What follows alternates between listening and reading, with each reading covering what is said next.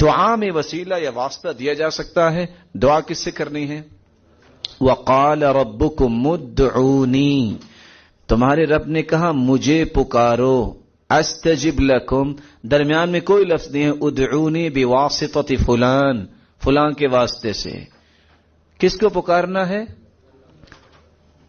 اچھا ایک بات بتاؤ، میں ذرا تھوڑا سا معاشرے کے ساتھ ملا دوں. اگر آپ کی موبائل آپ کی جیب میں ہے، آپ جب کال کرتے ہیں تو ڈائریکٹ جاتی ہے کہ راستے میں کوئی سنتا ہے؟ اگر آپریٹر سن رہا ہو، جیسے پہلے وہ لینڈ لائن تھے تو غصہ آتا تھا نا. وہ بعض لوگ کچھ ایسی باتیں بھی بیان کر دیتے جس میں سبق نکلاتا ہے. وہ اس شخص نے قرض دینا تھا نا، تو وہ فون ملائی جا رہے، کہتے السلام علیکم، کہتے وعلیکم السلام، اور جناب آپ کی آواز نہیں آ رہی. تو آپریٹر بول کے کہتے نہیں جی آ تو رہی، آپ کیوں ایسا کہہ رہے ہیں؟ کہتے پھر وہ تم دے دو قرض، وہ اس لیے تو مجھے فون کر رہا ہے. اگر ڈائریکٹ کال ہو تو آپ پسند کریں گے، راستے میں کوئی سنے آپ بات کریں گے؟ یہ کیسی بات ہوئی؟ آپ نے کسی سے بات کرنی ہو تو آپ کہتے ہیں کہ واسطہ نہ ہو، تو رب کے ساتھ جب کلام کرنی ہے تو ہم کہیں واسطہ کوئی ہو؟ یہاں قانون کیا ہے؟ قانون یہ ہے اللہ کے رسول صلی اللہ علیہ وسلم نے بھی مانگا تو کس سے؟ ڈائریکٹ اللہ سے. کوئی واسطہ نہیں، کوئی واسطہ نہیں ہے. واسطہ کیا ہے؟ آپ دعا اللہ رب العزت سے ہی کریں گے. اللہ کے رسول نے بھی کی.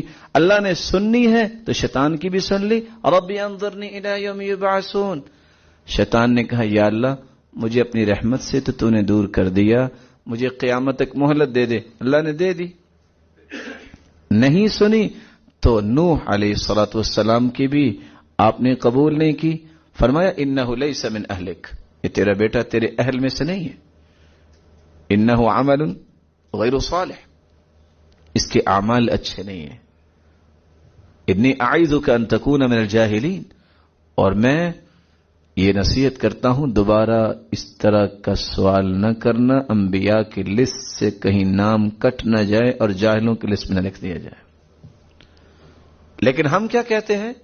عمر رضی اللہ تعالیٰ عنہ کی بات حدیث کی روشنی میں، ما من مسلم يدعو بدعواه ليس فيها اسم ولا قطيعة رحم إلا أعطاه الله بها إحدى ثلاث، إما أن يعجل له دعوته، وإما أن يدخرها له في الآخرة، وإما أن يصرف عنه من السوء مثلها. جو بھی مسلمان اللہ سے مانگتا ہے، شرط یہ ہے دو دعائیں نہ کرے. یہ نہ کہے یا اللہ مجھے طاقت ایسی دے میں جس گھر مرضی جا کے چوری کر لوں، یہ دعا نہیں اللہ نے سنی. ولا قطیعۃ رحم، اور نہ یہ دعا کرے اچھا ذرا میرا بیٹا نوکری لگ جائے صحیح، میں نے ان کو دیکھنا بھی نہیں ہے رشتہ داروں کو. قطیعۃ رحم اللہ کو پسند نہیں ہے. جو بھی دعا کرے ان دو گناہوں کی دعا نہ کرے، اللہ رب العزت تین چیزوں میں سے ایک چیز عطا کرتے ہیں، یا فوراً قبول کر لیتے ہیں، یا قیامت کے دن کے لیے ذخیرہ کر لیتے ہیں. قیامت کو پہاڑ کی شکل میں ایک چیز آئے گی، بندہ پوچھے گا اے اللہ یہ کیا؟ اللہ فرمائیں گے تیری دعا. وَإِمَّا أَن يُصْرِفَ عَنْهُ مِنَ السُّوءِ مِثْلِهَا، یا اللہ کوئی مصیبت آنے والی ہوتی ہے اس کو ٹال دیتے ہیں.